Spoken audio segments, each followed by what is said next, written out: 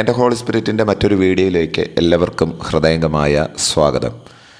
Tend holy spirit എന്ന ഈ YouTube channel പരിശുദ്ധാത്മാവിനും പരിശുദ്ധാത്മാവിൻ്റെ പ്രവൃത്തികൾക്കും അധികം പ്രാധാന്യം കൊടുക്കുന്ന ഒരു ചെറിയ സംരംഭമാണ്. നാളിതുവരെ ഇതിലൂടെ പ്രസിദ്ധീകരിച്ചിരിക്കുന്ന ഓരോ ദൈവവചന ഭാഗത്തിൻ്റെ ചിന്തകളും പരിശുദ്ധാത്മാവിന് മുൻതൂക്കം നൽകിക്കൊണ്ട് ചെയ്തിരിക്കണം എന്ന് ഏറെക്കുറെ താല്പര്യപ്പെട്ടിട്ടാണ് അത്തരത്തിലുള്ള വീഡിയോകൾ പ്രസിദ്ധീകരിക്കുവാനായിട്ട് ഇടയായി തീർന്നിട്ടുള്ളത്. പ്രധാനമായിട്ടും ഈ ദിവസങ്ങൾ പരിശുദ്ധാത്മാവിൻ്റെ പ്രവൃത്തികൾക്ക് കുറച്ചുകൂടി അധികം ഊന്നൽ നൽകിക്കൊണ്ട് വ്യക്തിപരമായിരിക്കുന്ന ജീവിതത്തിൽ പരിശുദ്ധാത്മാവിന് നാം കൊടുക്കേണ്ടുന്ന പ്രാധാന്യവും പരിശുദ്ധാത്മാവ് നമ്മളിലൂടെ ചെയ്യാൻ ആഗ്രഹിക്കുന്ന ഓരോ കാര്യങ്ങൾ എന്താകുന്നു എന്നും ദൈവവചനത്തിൻ്റെ പിന്തുണയോടുകൂടെ നിങ്ങളോട് അറിയിക്കുവാനാണ് അടുത്ത കുറച്ച് വീഡിയോകളിലൂടെ താല്പര്യപ്പെടുന്നത്. അതിൽ ഏറ്റവും പ്രധാനപ്പെട്ടത് പരിശുദ്ധാത്മാവ് ചരിത്രത്തിൽ അല്ലെങ്കിൽ ദൈവസഭയുടെ ആരംഭ കാലഘട്ടത്തിൽ ഇടപെട്ട ചില ദൈവിക ഇടപെടലുകൾ, അതിൻ്റെ ഏതാനും ചില വിശദീകരണങ്ങളാണ് അടുത്ത കുറച്ച് വീഡിയോകളിലൂടെ നിങ്ങളോട് സംസാരിക്കുവാനായിട്ട് താല്പര്യപ്പെടുന്നത്. ടെൻഡ് ഹോളി സ്പിരിറ്റിന് നാളിന്ന് വരെ സ്നേഹിതരായിരിക്കുന്ന അഭ്യുദയകാംക്ഷികളായിരിക്കുന്ന പ്രിയമുള്ളവർ നൽകി തന്നിട്ടുള്ള എല്ലാ പിന്തുണയ്ക്കും ഹൃദയംഗമായിട്ട് സ്നേഹത്തെയും നന്ദിയെയും ഞാൻ പ്രകാശിപ്പിക്കുകയാണ്. ഓരോ സന്ദേശങ്ങളും നിങ്ങൾക്ക് അനുഗ്രഹമാകുന്നുണ്ട് എന്ന് കേൾക്കുന്നതിൽ വളരെയധികം സന്തോഷമുണ്ട്.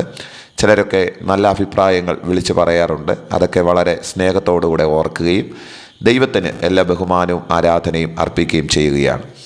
ടെൻഡ് ഹോളി സ്പിരിറ്റ് എന്ന ഈ യൂട്യൂബ് ചാനൽ പരിശുദ്ധാത്മാവിൻ്റെ പ്രവൃത്തികളെ അധികം വിശ്വസിക്കുകയും പരിശുദ്ധാത്മാവിൽ കൂടെയാണ് ഒരു വലിയ നവീകരണം നടക്കുന്നതെന്ന് കരുതുകയും ചെയ്യുകയാണ്. അതിന് ഈ സന്ദേശങ്ങൾ നിങ്ങളെയും അത്തരത്തിൽ മാറ്റും എന്ന് ഞാൻ പ്രതീക്ഷിച്ചുകൊണ്ടാണ് ഓരോ സന്ദേശങ്ങൾ നിങ്ങളുടെ അടുക്കിലേക്ക് എത്തിക്കുവാനായിട്ട് ശ്രമിക്കുന്നത്. പരിശുദ്ധാത്മാവിൻ്റെ ചരിത്രപരമായിരിക്കുന്ന ഒരു ഇടപെടൽ നമുക്ക് വേദപുസ്തകത്തിൽ കാണാനായിട്ട് കഴിയുന്നത് അപ്പോസ്തല പ്രവൃത്തികളുടെ പുസ്തകത്തിലാണ്.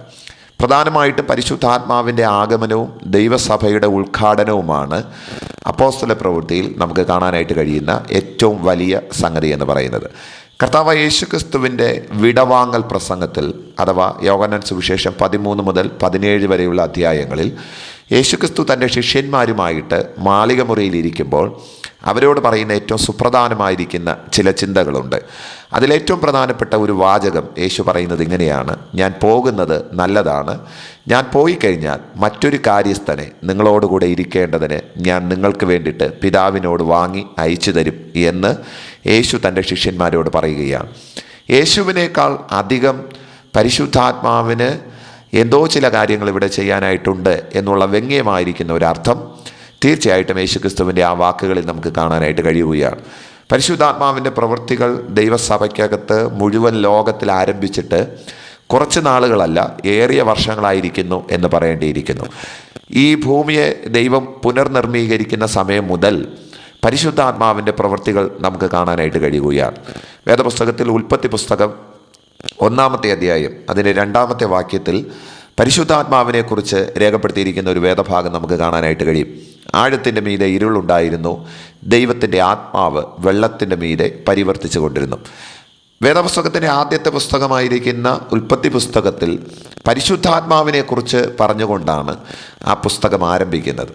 പിന്നീട് ഇങ്ങോട്ട് മുന്നോട്ട് വരുമ്പോഴത്തേക്കും പരിശുദ്ധാത്മാവിൻ്റെ ഇടപെടലുകൾ എല്ലായിടങ്ങളിലും നമുക്ക് കാണാനായിട്ട് കഴിയുന്നുണ്ട്. ഏറെക്കുറെ ശക്തമായും ദൃശ്യമായും അപ്പോസ്തല പ്രവൃത്തി മുതലാണ് പരിശുദ്ധാത്മാവിൻ്റെ സജീവ സാന്നിധ്യവും സജീവമായിരിക്കുന്ന ഇടപെടലുകളും നമുക്ക് കാണാനായിട്ട് കഴിയുന്നത്. വേദപുസ്തകത്തിൽ അപ്പോസ്തല പ്രവൃത്തിയുടെ പുസ്തകത്തിന് പരിശുദ്ധാത്മാവിൻ്റെ പ്രവൃത്തികളുടെ പുസ്തകം എന്ന മറ്റൊരു പേരും കൂടി കൊടുത്തിരിക്കുന്നത് നമുക്ക് കാണാനായിട്ട് കഴിയുകയാണ്. വേദപുസ്തകത്തിലെ 44-ാമത്തെ പുസ്തകമാണ് അപ്പോസ്തല പ്രവൃത്തികൾ. 28 അധ്യായങ്ങൾ കൊണ്ട് അലങ്കൃതമായിരിക്കുന്ന സുന്ദരമായിരിക്കുന്ന ഒരു ചരിത്ര പുസ്തകമാണ് അപ്പോസ്തല പ്രവൃത്തികൾ. പ്രധാനമായിട്ടും 1 മുതൽ 12 വരെയുള്ള അധ്യായങ്ങൾ വിശുദ്ധ പത്രോസ് ലീഗായുടെ നേതൃത്വത്തിൽ, അല്ലെങ്കിൽ പത്രോസ് അപ്പോസ്തലൻ്റെ നേതൃത്വത്തിൽ നടക്കുന്ന, യെരുശലേം കേന്ദ്രീകരിച്ചുകൊണ്ട് നടക്കുന്ന ദൈവപ്രവൃത്തികളുടെ വിശദീകരിച്ചിട്ടുള്ള ഒരു വിവരണമാണ് ആദ്യത്തെ 12 അധ്യായങ്ങളിൽ നമുക്ക് കാണാനായിട്ട് കഴിയുന്നത്. 13 മുതൽ 28 വരെയുള്ള അധ്യായങ്ങളിൽ പൗലോസിനെ കേന്ദ്രീകരിച്ചുകൊണ്ട് പൗലോസിലൂടെ ആ കാലഘട്ടത്തിൽ പരിശുദ്ധാത്മാവ് ചെയ്ത വ്യത്യസ്തമായിരിക്കുന്ന ആത്മീക ശുശ്രൂഷകളുടെയും സഭാ സ്ഥാപനങ്ങളുടെയും ഒക്കെ ചരിത്രരേഖയാണ് നമുക്ക് അപ്പോസ്തല പ്രവൃത്തിയിൽ കാണാനായിട്ട് കഴിയുന്നത്. അപ്പോസ്തല പ്രവൃത്തിയുടെ ഏറ്റവും വലിയ സവിശേഷത എന്ന് പറയുന്നത് ഇത് മാറ്റങ്ങളുടെ പുസ്തകമാണ്. നിങ്ങൾ ഈ പുസ്തകം സൂക്ഷിച്ച് വായിച്ചു കഴിഞ്ഞാൽ ഇതിൽ കുറച്ച് മാറ്റങ്ങൾ സംഭവിച്ചിരിക്കുന്നത് നമുക്ക് കാണാനായിട്ട് കഴിയും. അഥവാ ഏതോ ഒരു പഴയ അനുഭവത്തിൽ നിന്ന് പുതിയ ഒരു തുരുത്തിയിലേക്കുള്ള ഒരു രൂപമാറ്റം നമുക്ക് അപ്പോസ്തല പ്രവൃത്തിയിൽ കാണാനായിട്ട് കഴിയുകയാണ്.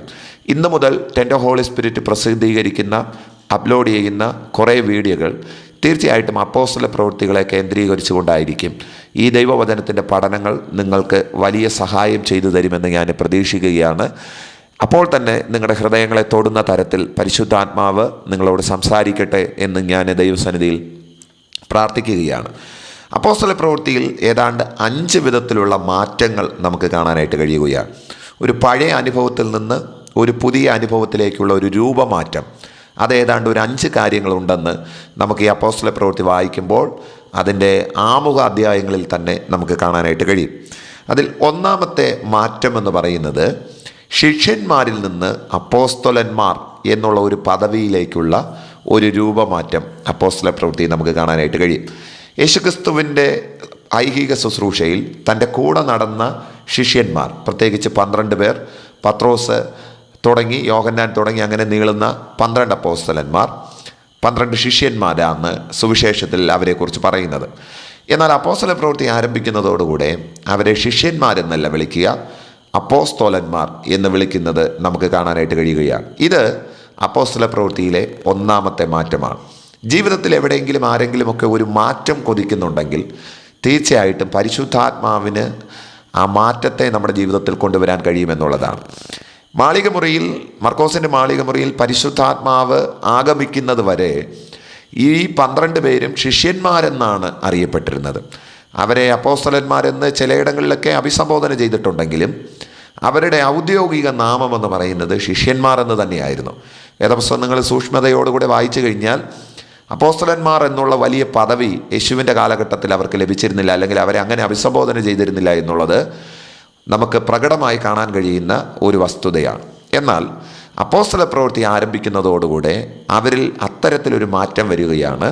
അന്ന് വരെ ശിഷ്യന്മാർ എന്നറിയപ്പെട്ടിരുന്ന ആൾക്കാർ അപ്പോസ്തലന്മാരായി മാറുകയാണ്. ഈ ദൈവവചനം കേൾക്കുമ്പോൾ ദൈവവേലയിൽ വർദ്ധിക്കുന്ന, അല്ലെങ്കിൽ കർത്താവിൻ്റെ വേലയിൽ പ്രവർത്തിക്കാൻ താല്പര്യപ്പെടുന്നവരുമായിരിക്കുന്ന ദൈവദാസന്മാർ, സഹോദരങ്ങൾ, നിങ്ങൾക്ക് ഈ ദൈവവചനത്തിൻ്റെ ചിന്ത വളരെ പ്രചോദനപ്പെടും എന്ന് ഞാൻ വിശ്വസിക്കുകയാണ്. ഇന്നലെ വരെയുള്ള നമ്മുടെ സിറ്റുവേഷൻ അല്ല, പരിശുദ്ധാത്മാവിൻ്റെ ആഗമനവും പരിശുദ്ധാത്മാവ് നമ്മളിൽ വരുത്തുന്ന മാറ്റങ്ങൾ വഴി നമ്മുടെ പദവിയെ, നമ്മുടെ പേരിനെ തന്നെ മാറ്റിത്തരാൻ പരിശുദ്ധാത്മാവിന് കഴിയും എന്ന് ഈ ചിന്തകളിലൂടെ നിങ്ങളെ പ്രബോധിപ്പിക്കുവാനായിട്ട് ഞാൻ താല്പര്യപ്പെടുകയാണ്. ഇന്നലെ വരെ നിങ്ങളുടെ പേര് മറ്റെന്തോ ആയിരുന്നു, പക്ഷേങ്കിൽ പരിശുദ്ധാത്മാവിന് നിങ്ങളുടെ ജീവിതത്തിൽ പ്രവർത്തിക്കാൻ നിങ്ങൾ അനുവാദം കൊടുക്കുന്ന പക്ഷം നിങ്ങളുടെ ജീവിതത്തെ മുഴുവനുമായി മാറ്റാൻ, നിങ്ങളുടെ പേരിനെ മാറ്റാൻ, നിങ്ങളുടെ സ്ഥിതികളെ മാറ്റാൻ, നിങ്ങളുടെ അവസ്ഥകളെ മാറ്റാൻ പരിശുദ്ധാത്മാവിന് കഴിയും എന്നുള്ളതാണ് ഏറ്റവും വലിയ കാര്യമെന്ന് പറയുന്നത്. അപ്പോൾ അപ്പോസ്തല പ്രവൃത്തി നമ്മൾ ഒന്നാമത് കാണുന്ന മാറ്റം എന്ന് പറയുന്നത് അവർ ശിഷ്യന്മാർ എന്നുള്ള പദവിയിൽ നിന്ന് അപ്പോസ്തോലന്മാർ എന്നുള്ള പദവിയിലേക്ക് അവർ മാറ്റപ്പെടുന്നത് നമുക്ക് കാണാനായിട്ട് കഴിയുകയാണ്. ശ്രദ്ധേയമായിരിക്കുന്ന രണ്ടാമത്തെ മാറ്റം എന്ന് പറയുന്നത് ശ്രോതാക്കളിൽ നിന്ന് പ്രസംഗകരിലേക്കുള്ള ഒരു മാറ്റമാണ്. വിശുദ്ധ വേദപുസ്തകത്തിൽ യേശുക്രിസ്തുവിൻ്റെ കാലഘട്ടം മുഴുവനും യേശുവിൻ്റെ ശിഷ്യന്മാർ എവിടെയും പ്രസംഗിച്ചതായിട്ട് നമുക്ക് കാണാനായിട്ട് കഴിയുന്നില്ല. 3.5 കൊല്ലം യേശുവിൻ്റെ കൂടെ അവർ നടന്നെങ്കിലും ഒരു പ്രസംഗം പോലും അവർ നടത്തിയതായിട്ട് സുവിശേഷങ്ങളിൽ നമുക്ക് കാണാനായിട്ട് കഴിയുന്നില്ല. എന്നാൽ യേശു അവരെ യെരുശലേമിൻ്റെ വിവിധ ഭാഗങ്ങളിൽ, യഹൂദയുടെ വിവിധ ഭാഗങ്ങളിൽ പ്രസംഗിക്കാൻ വേണ്ടിയിട്ട് അയച്ചു എന്ന് പറയുന്നുണ്ടെങ്കിലും ശിഷ്യന്മാർ നടത്തിയ പ്രസംഗങ്ങൾ നമുക്ക് സുവിശേഷങ്ങളിൽ കാണാനായിട്ട് കഴിയുന്നില്ല. എന്നാൽ അപ്പോസ്തല പ്രവൃത്തി നിങ്ങൾ അങ്ങോട്ട് തുടങ്ങുമ്പോഴത്തേക്കും തന്നെ 2-ാമത്തെ അധ്യായത്തിൽ പത്രോസ് പ്രസംഗിച്ചുകൊണ്ടാണ് അപ്പോസ്തല പ്രവൃത്തി ആരംഭം കുറിക്കുന്നത് നമുക്ക് കാണാനായിട്ട് കഴിയുകയാണ്. അന്ന് വരെ ശ്രോതാക്കളായിരുന്ന, കേൾവിക്കാരായിരുന്ന ഇവർ പ്രസംഗകരിലേക്ക് പെട്ടെന്ന് മാറുന്നത് നമുക്ക് കാണാനായിട്ട് കഴിയുകയാണ്. ഈ ദൈവവചനം കേൾക്കുമ്പോഴത്തേക്ക് ഞാൻ നിങ്ങളെ ഉത്സാഹിപ്പിക്കുകയാണ്. നിങ്ങളുടെ മേലൊരു അഭിഷേകമുണ്ടെങ്കിൽ, നിങ്ങളുടെ മേലൊരു ആത്മനിയോഗമുണ്ടെങ്കിൽ, പരിശുദ്ധാത്മാവ് നിങ്ങളെ എന്തോ ഒരു കാര്യത്തിന് വേണ്ടിയിട്ട് ഉത്സാഹിപ്പിക്കുന്നുണ്ടെങ്കിൽ ഈ ഒരു മാറ്റം നിങ്ങളിൽ കാണാനായിട്ട് കഴിയും. ഇന്നലെ വരെ നിങ്ങൾ ഏതോ ഒരു ചെറിയ അളവിൽ ശ്രോതാക്കളെ പോലെ സഭയുടെയോ ആത്മീക കൂടിവരവുകളുടെയോ ചെറിയ ചെറിയ കൂട്ടങ്ങളുടെയോ ഒരു കോണിൽ ഒതുങ്ങി കേൾവിക്കാരനായിട്ടാണ് നിങ്ങൾ ഇന്ന് വരെ പോയതെങ്കിൽ ഈ മാറ്റം നിങ്ങളിൽ ഉണ്ടാകേണ്ടത് വളരെ അനിവാര്യമായിരിക്കുന്ന ഒരു വസ്തുതയാകുന്നു. പരിശുദ്ധാത്മാവിന് ഈ ഒരു മാറ്റം നിങ്ങളുടെ ജീവിതത്തിൽ കൊണ്ടുവരാനായിട്ട് കഴിയും. ശ്രോതാക്കളിൽ നിന്ന് പ്രസംഗകരിലേക്ക് ശിഷ്യന്മാർ മാറുകയാണ്. മൂന്നാമത്തെ മാറ്റം എന്ന് പറയുന്നത് യഹൂദനും ജാതികളും എന്ന ഒരു അവസ്ഥ അന്നത്തെ സമൂഹത്തിലുണ്ടായിരുന്നു. യഹൂദന്മാർ വലിയവരാണെന്നും അതിൽ താഴെയാണ് ജാതികൾ എന്നും അവർ ഗണിച്ചിരുന്നത്. എന്നാൽ ഈ യഹൂദനും ജാതിയും എന്നുള്ള ഒരു ജാതീയ സമ്പ്രദായത്തിൽ നിന്ന് സഭ എന്ന ഒരു മാറ്റത്തിലേക്ക് ജനങ്ങൾ വരുന്നത് നമുക്ക് കാണാനായിട്ട് കഴിയുകയാണ്. അതെത്ര വലിയ മാറ്റമാണെന്നറിയാമോ? കാര്യം അന്ന് വരെ യഹൂദന് എന്തോ ഒരു വലിയ പദവി ഉണ്ടായിരുന്നതായിട്ടും അവർ ദൈവത്തിൻ്റെ സ്വന്തം ജനമായിട്ടും ദൈവത്തിൻ്റെ എല്ലാ ഇടപാടുകളും അവരിലൂടെയാണ് നടക്കുന്നതെന്നുമാണ് അവർ കരുതിയിരുന്നത്. എന്നാൽ പരിശുദ്ധാത്മാവിൻ്റെ ആഗമനത്തോടുകൂടെ അപ്പോസ്തല പ്രവൃത്തി ആരംഭിക്കുന്നതോടുകൂടെ ഈ ജാതീയ വ്യവസ്ഥയിൽ നിന്ന് സഭ എന്ന ഒരു അവസ്ഥയിലേക്ക് ജനത്തെ കർത്താവ് മാറ്റുന്നത് നമുക്ക് കാണാനായിട്ട് കഴിയുകയാണ്. ഇന്ന് എന്തുകൊണ്ടാണ് ജാതീയ വ്യവസ്ഥകൾ തലപൊക്കാതിരിക്കുന്നതെന്ന് ചോദിച്ചു കഴിഞ്ഞാൽ അവിടെ ഇവിടങ്ങളിൽ പലയിടങ്ങളിലും ഉണ്ട് എങ്കിൽ പോലും നമ്മളായിരിക്കുന്ന ഇടങ്ങളിൽ വലിയ ജാതീയ വ്യവസ്ഥകൾ മുന്നോട്ട് പോകാത്തതിൻ്റെ കാര്യമെന്ന് പറയുന്നത് പരിശുദ്ധാത്മാവ് നമുക്ക് മാറ്റം വരുത്തിയത് കൊണ്ടാണ്. അത് ദൈവസഭ എന്നൊരു രൂപമാറ്റത്തിലേക്ക് പരിശുദ്ധാത്മാവ് നമ്മളെ കൊണ്ടുവന്നു. അതുകൊണ്ടാണ് ഇന്ന് ജാതികൾ എന്നുള്ള അവസ്ഥയിലല്ല, മറിച്ച് ദൈവസഭ എന്നൊരവസ്ഥയിൽ നമ്മളെ പരിഗണിച്ചിരിക്കുന്നത് നമുക്ക് കാണാനായിട്ട് കഴിയും. അപ്പോസ്തല പ്രവൃത്തിയിൽ നമ്മൾക്ക് കാണാൻ കഴിയുന്ന പ്രകടമായിരിക്കുന്ന മൂന്നാമത്തെ മാറ്റം എന്ന് പറയുന്നത് യഹൂദനും ജാതികളും എന്നുള്ള ആ ജാതീയ സമ്പ്രദായത്തിൽ നിന്ന് സഭ എന്ന യുണീക്കായിരിക്കുന്ന മറ്റൊരു ഫോമിലേക്ക് ജനങ്ങൾ മാറുകയാണ്. അതാണ് അപ്പോസ്തല പ്രവൃത്തി നമ്മൾ കാണുന്ന മൂന്നാമത്തെ മാറ്റമെന്ന് പറയുന്നത്. നാലാമത്തെ മാറ്റമെന്ന് പറയുന്നത് ന്യായപ്രമാണത്തിൽ നിന്ന് ജീവൻ്റെ പ്രമാണത്തിലേക്കുള്ള ഒരു മാറ്റമാണ് അപ്പോസ്തല പ്രവൃത്തി നമ്മൾ കാണുന്ന നാലാമത്തെ മാറ്റം. അത് ഏറ്റവും പ്രധാനപ്പെട്ടതാണ്. അന്ന് വരെ യഹൂദൻ്റെ കൈമുതലായിട്ട് അവൻ സൂക്ഷിച്ചിരുന്ന ന്യായപ്രമാണം, ആ ന്യായപ്രമാണത്തിൽ നിന്ന് ജീവൻ്റെ ഒരു പ്രമാണം നമുക്ക് പരിശുദ്ധാത്മാവിനാൽ യേശുക്രിസ്തു മുഖാന്തരം ലഭ്യമായി തീരുവാനായിട്ട് ഇടയായി തീർന്നു. അതൊരു വലിയ മാറ്റമാണ്. ഇന്ന് നമ്മൾ ന്യായപ്രമാണത്തിൻ്റെ കീഴിലല്ല, മറിച്ച് നമ്മളിപ്പോൾ ജീവൻ്റെ ആത്മാവിൻ്റെ പ്രമാണത്തിൻ്റെ കീഴിലാണ്. അഥവാ ക്രിസ്തുവിൻ്റെ പ്രമാണത്തിൻ്റെ കീഴിലാണ്. അതാണ് കൊരിന്ത്യർ ലേഖനത്തിൽ പൗലോസ് പറയുന്ന ഒരു വേദഭാഗം. ന്യായപ്രമാണത്തിൻ്റെ കീഴിലല്ല, ക്രിസ്തുവിൻ്റെ പ്രമാണത്തിൻ്റെ കീഴിലാണ് നമ്മൾ.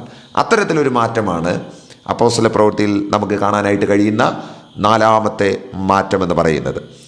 ഇനി ഏറ്റവും പ്രധാനപ്പെട്ടത് യഹൂദ മതത്തിൽ നിന്ന് ക്രിസ്തീയ മാർഗത്തിലേക്കുള്ള ഒരു മാറ്റമാണ് അഞ്ചാമത്തെ മാറ്റം എന്ന് പറയുന്നത്. എന്തുകൊണ്ടാണ് ക്രിസ്ത്യാനിത്വം ഒരു മതമല്ല എന്ന് പറയാനുള്ള കാരണം? ഇന്നും ക്രിസ്തു മതം എന്നുള്ള ഒരു പേര് കിടപ്പുണ്ട്, അത് യാഥാർത്ഥ്യമാണ്. ക്രിസ്ത്യാനികളെ അറിയപ്പെടുന്നതും ക്രിസ്തു മതക്കാർ എന്നുള്ള രീതിയിൽ തന്നെയാണെങ്കിലും വാസ്തവത്തിൽ ഇതൊരു മതമല്ല, മറിച്ച് ഇതൊരു മാർഗമാണ്. നിങ്ങൾ ഇന്ന് വരെ ഇതിനെ ഒരു മതമായിട്ടാണ് കണ്ടിരിക്കുന്നതെങ്കിൽ വാസ്തവത്തിൽ ആ ചിന്താധാര വളരെ തെറ്റാണ്. അത് മതമല്ല, മറിച്ച് ഇതൊരു മാർഗമാണ്. അപ്പോസ്തല പ്രവൃത്തി നിങ്ങൾ വായിച്ചു കഴിഞ്ഞാൽ അവിടെ നിങ്ങൾക്ക് ഈ പദം നിങ്ങൾക്ക് ആവർത്തിച്ച് കാണാനായിട്ട് കഴിയും. അവർ പുതിയൊരു മാർഗം നമ്മുടെ ഇടയിൽ കൊണ്ടുവരുന്നു എന്ന് പറഞ്ഞ് അപ്പോസ്തലന്മാർക്കെതിരെ പ്രശ്നം ഉണ്ടാക്കുന്നത് നമുക്ക് കാണാനായിട്ട് കഴിയുകയാണ്.